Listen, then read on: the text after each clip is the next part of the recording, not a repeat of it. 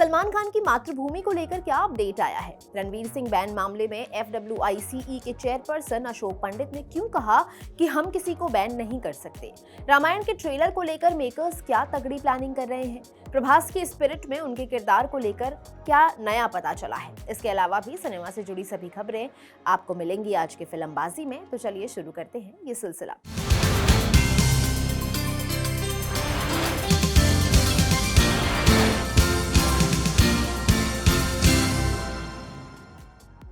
पच्चीस मई को FWICE यानी federation of western India cine employees ने फरहान अख्तर और रितेश सिधवानी की फिल्म डॉन 3 से रणवीर सिंह के अचानक बाहर होने के बाद उनके खिलाफ सख्त कदम उठाने का ऐलान किया था।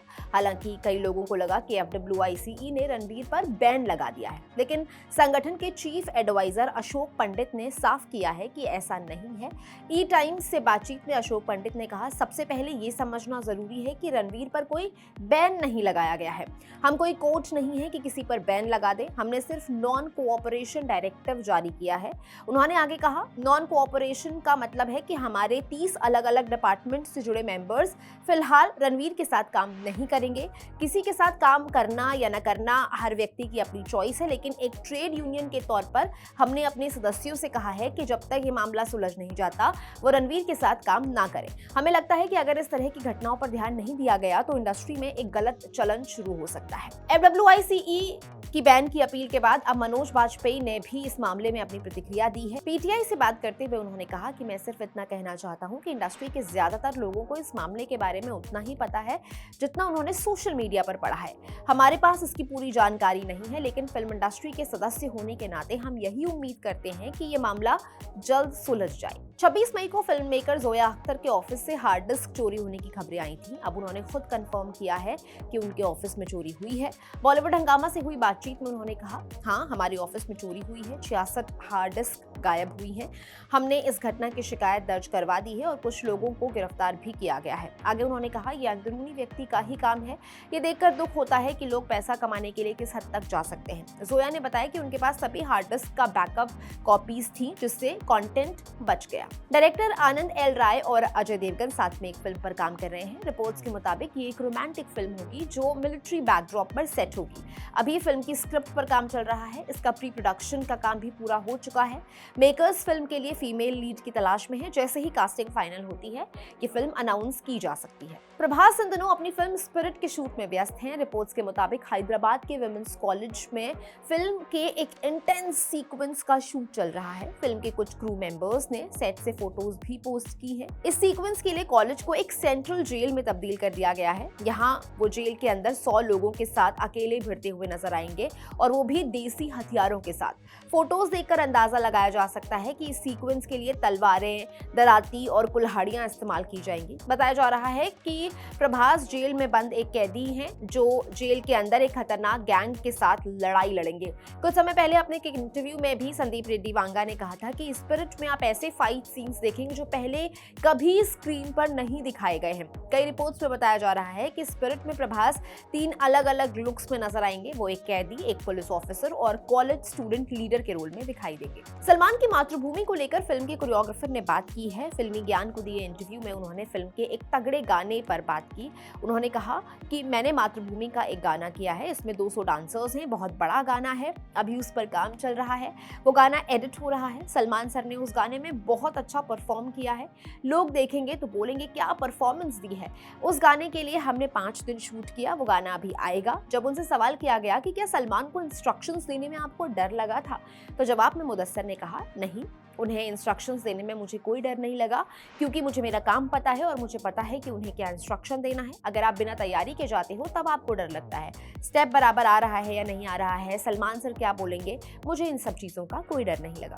रणबीर कपूर की रामायण को ग्लोबल लेवल पर ले जाने के लिए मेकर्स कोई कोर कसर नहीं छोड़ना चाहते। कॉमिक कॉन के बाद अब फिल्म का अगला asset San Diego Comic Con में रिवील किया जाने की खबरें हैं। ये इवेंट अमेरिका के सैन डिएगो में 23 से 26 जुलाई के बीच होना है। यहाँ फिल्म का ऑफिशियल ट्रेलर या फिल्म से यश का फर्स्ट लुक दिखाया जा सकता है। इसके अलावा 2026 के फीफा वर्ल्ड कप इवेंट के दौरान भी फिल्म को प्रमोट किया जाएगा। ये टूर्नामेंट 11 जून से 19 जुलाई तक चलेगा। इस दौरान मिडिल ईस्ट के बड़े ब्रॉडकास्टिंग चैनल्स पर फिल्म के कुछ फुटेज दिखाए जाएंगे। पहले फिल्म का पहला पार्ट 2026 की दिवाली पर रिलीज होने वाला था, लेकिन अब खबर आ रही है कि मेकर्स इसे प्रीपोन कर सकते हैं और 30 अक्टूबर को ये फिल्म रिलीज की जा सकती है। वरुण धवन की फिल्म है जवानी तो इश्क होना है में सलमान खान की बीवी नंबर 1 के गाने चुनर चुनर को रिक्रिएट किया गया है, जिसे लोगों से तो बैकलैश मिल ही रहा है। अब अभिजीत भट्टाचार्य ने भी वरुण के इस गाने की आलोचना की है। ANI से बात करते हुए अभिजीत ने कहा, ये सलमान की जिंदगी का सबसे बड़ा गाना था जो तब से लेकर अब तक ट्रेंडिंग है। सलमान खान की लाइफ का सबसे बड़ा हिट है चुनरी चुनरी। उस वक्त वो कोई सुपरस्टार नहीं था, एक राइजिंग स्टार था। आगे उन्होंने कहा, वरुण धवन इस गाने से सलमान खान नहीं बन सकता। मैंने जब पहली बार ये गाना सुना तो मुझे लगा ये कोई भजन है। चुनरी चुनरी ओरिजिनली एक रोमांटिक गाना है, इन्होंने इसे भजन में बदल दिया है। इम्तियाज अली इन दिनों अपनी फिल्म मैं वापस आऊंगा के प्रमोशन में बिजी हैं और इसी के चलते वो कई इंटरव्यूज दे रहे हैं। कुछ समय पहले न्यूज 18 को दिए इंटरव्यू में इम्तियाज ने दीपिका की गुड गर्ल इमेज को लेकर टिप्पणी की थी। उन्होंने कहा, दीपिका की उस समय की इमेज बहुत अलग थी। मैंने उनके साथ पार्टियां की थी और मैं जानता था कि वो कितनी क्रेजी हो सकती हैं, लेकिन वो अपनी एक गुड गर्ल इमेज बनाकर रखती थी। हालांकि ये बात इम्तियाज दीपिका की एक्टिंग की तारीफ करते हुए कह रहे थे, लेकिन उनके इस बयान के बाद इंटरनेट पर काफी बवाल मच गया। इम्तियाज को सोशल मीडिया पर पोस्ट करके अपनी सफाई देनी पड़ी। उन्होंने सोशल मीडिया पर पोस्ट करते हुए लिखा, मेरी प्यारी दीपिका, तुम मेरी दोस्त हो और मेरी ऐसी सहेली भी जो मेरा ह्यूमर समझ सकती है। उम्मीद करता हूँ तो मेरे मजाक में कही हुई बातों को गलत नहीं समझोगी, क्योंकि सबसे ज्यादा तुम ही ये बात जानती हो कि मैं तुमसे कितना प्यार करता हूँ और तुम्हारा कितना सम्मान करता हूँ। रणवीर सिंह की धुरंधर अब टीवी पर भी आने वाली है। 30 मई को शाम 7 बजे स्टार गोल्ड 2 और कलर्स सिनेप्लेक्स पर इसे प्रीमियर किया जाएगा। फिल्म को आदित्य धर ने डायरेक्ट किया है। फिल्म में दिखाया है हमजा अली मजारी की कहानी, जो पाकिस्तान में भारत का जासूस बनकर रह रहा है। रणवीर के साथ अक्षय खन्ना, आर माधवन, संजय दत्त, अर्जुन रामपाल, राकेश बेदी और सारा अर्जुन भी अहम रोल्स में है। फिल्म ने दुनिया भर से 1354 करोड़ रुपए से ज्यादा की कमाई की है।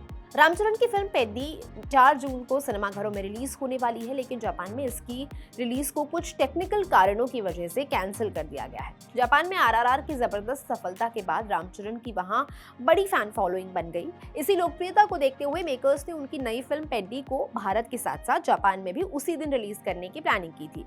123 तेलुगु की रिपोर्ट के मुताबिक कुछ टेक्निकल कारणों की वजह से पेद्दी अब 4 जून को जापान में रिलीज नहीं हो पाएगी। हालांकि नई रिलीज डेट की घोषणा अभी नहीं की गई है। पैडिंगटन बेयर की अगली फिल्म पर काम शुरू हो गया है। वैरायटी की रिपोर्ट के मुताबिक पैडिंगटन 4 की कहानी और स्क्रीन प्ले अरमांडो यानुच्ची और साइमन ब्लैकवेल लिखेंगे। वो अपने शो वीप और द थिक ऑफ इट के लिए जाने जाते हैं। वैरायटी की रिपोर्ट के मुताबिक डोगल विल्सन इस फ्रेंचाइज में वापसी कर सकते हैं। उन्होंने तीसरी फिल्म पैडिंगटन इन पेरू से अपना फीचर फिल्म डायरेक्शन डेब्यू किया था। अब खबर है कि मेकर्स उनसे चौथी फिल्म डायरेक्ट कराने के लिए बातचीत कर रहे हैं। अब बारी आज की फिल्म रिकमेंडेशन की। आज की फिल्म है बाओ। एक शॉर्ट और साइलेंट फिल्म है। एक चाइनीज माँ और बेटे की कहानी। बेटा जैसे जैसे बड़ा होता है वैसे वैसे वो अपनी माँ से दूर होता जाता है।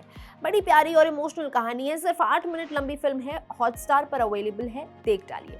आज के फिल्मबाजी में इतना ही, दीजिए इजाजत। अब मुलाकात होगी कल। खूब सारी फिल्में देखिए और हमें भी सुझाव देते रहिए। मैं हूं गरिमा, कैमरा के पीछे है मेरे साथी पंकज। आप देख रहे हैं कड़क। शुक्रिया।